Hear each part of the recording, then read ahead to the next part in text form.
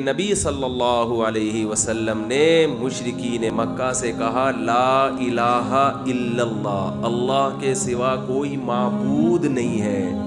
وہ مانتے تھے کہ ایک اللہ ہے، اللہ کے لفظ سے بھی واقف، اللہ کی ذات سے بھی واقف، اللہ کی صفات سے بھی واقف۔ وہ مانتے تھے اس کائنات کو بنانے والا ایک ہے، لیکن معبود ایک ہے یہ نہیں مانتے تھے۔ وہ معبود میں اور گاڈ میں فرق ہے۔ گاڈ سب کے نزدیک ایک ہے، معبود سب کے نزدیک ایک نہیں ہے۔ کیوں؟ معبود کی ڈیفینیشن کیا ہے، اس کو خوب اچھی طرح سمجھیں۔ معبود کہتے ہیں جس کی عبادت کی جائے، جس کی عبادت۔ مشرکین یہ کہتے تھے اور آج بھی کہتے ہیں کہ عبادت اللہ کے علاوہ بھی کسی کی ہو سکتی ہے، اگرچہ اس کائنات کا بنانے والا ایک اللہ ہے، ایک گاڈ ہے۔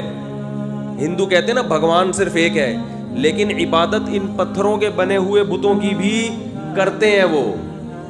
تو اللہ نے بتایا کہ عبادت کے لائق صرف اور صرف ایک ہی ذات ہے، اس کے علاوہ کسی کی عبادت کرنے کی تمہیں اجازت نہیں ہے۔ تو ہزاروں دفعہ ایک خدا کہتے رہو، یہ توحید اللہ کی نظر میں قبول نہیں ہے۔